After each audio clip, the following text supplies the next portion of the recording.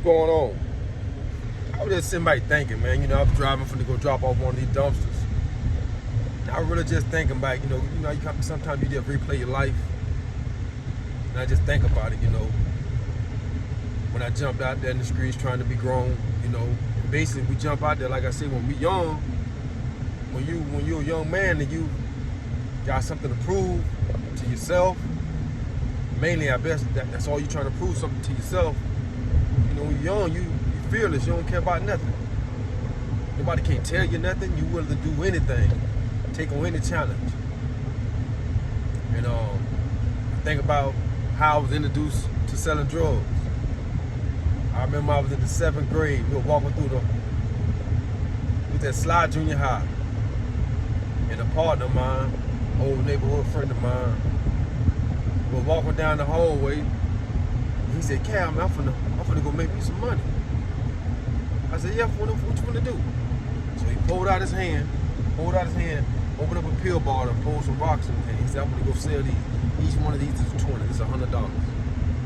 And at this time, only thing I'm trying to do in school is sell fake oregano to the white boys in school and shit like that. Steal a little reef out of my mama's purse. Take it to school, try and sell it. We just trying to put a few dollars in the hand because we know it's a source of revenue. We wanted some money. I grew up in a neighborhood where money was around. I seen people with money. One of the guys that I kind of, idolized as a kid was Clifford, Boss Hall. So I always been around dudes with money. So me hustling I guess it was just in my environment. My environment kind of made me want to be a hustler. I wanted some money, basically. And from that day, that one time him showing me that made me jump out in the streets and start, trying to peddle the drugs, trying to figure it out. And just like everybody, you start off with $20. I rent a bar $20 from my mama. I went to bar $20 from my mama in the 7th grade. I want to believe like it was summertime, something like that. We were in the school, something like that. He came around there, Frank, Tatum, matter of fact, I'm gonna say the potato. Yeah, it was Tatum. So we go up there, the $20 I got, and we go up there to Nick's, and I buy a juggling dub. I come to find out, the juggling dub and where I bought it from, it was fake, man. They sold me some Buddha Ding. But I don't know, I'm young. I don't know. I was young, I didn't know. I was able to sell half of it to get it. I got the juggling dub, I broke it in half. I had two 20s. I was able to sell one right off the top and got my $20 back. But the other one I had, I had it for a while. I had it all that night, and eventually got rid of it for like $10. So I made $30. But all of that saying, man,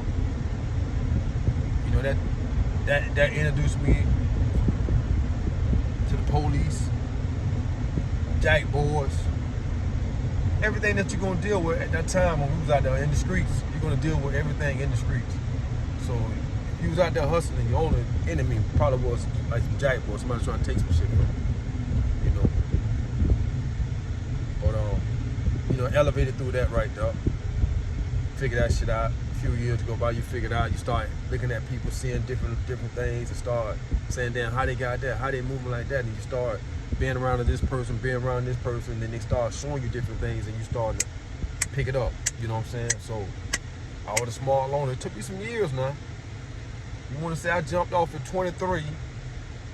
It wasn't until I was like 19. At 13. I jumped off when I was 13. And it wasn't until I was 19. So I had 6 years trying to figure this shit out before I even came up with about $25,000. You're young. You got to think about 13-year-old. First little money I'm making, I'm going to the mall. But then you think about you want to get a car and different things like that. And you want to start it off, or you start thinking a little bit different. The boys in the project over there eating. So that's the thing. The boys in the project, they was over there eating, man. The boys that had Cadillacs, Brohams, Delta 88s, Regals, Cutlass, Cadillacs, Impalas. Man, everybody riding with everything, man, back then, man. And them boys in the project were eating, man. West Temple, College Hill, Central Park, Ponce Leon, Riverview Terrace, man, Nucio. Man, the spots over there, man, they were eating, man. You know. So it's, by the time I'm in high school now, so then when I realized that these dudes over here eating, man. You know, they rolling a little bit different over here. You know, but on Roberts Park, I caught my first. That's my first time really being involved with the police in Roberts Park. Me, Thyron, and Dana. We was in my Chevy. Thyron was driving. I was in the passenger seat or the bike seat. I was in the passenger seat.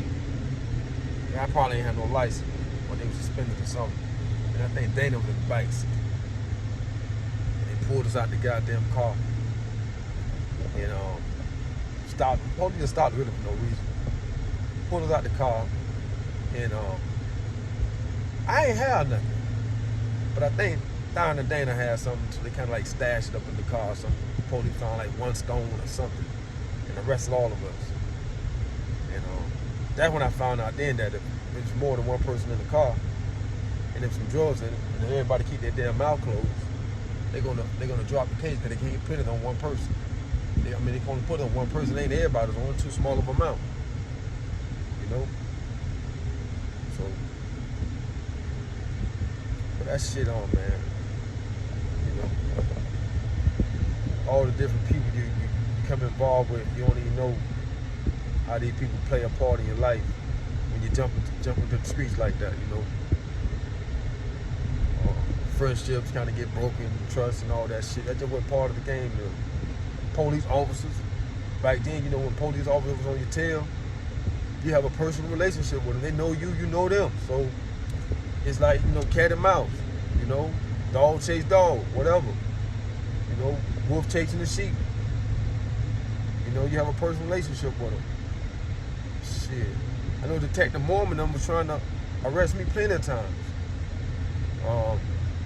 And since I've been home from prison, I actually have seen Detective Mormon. I actually seen him.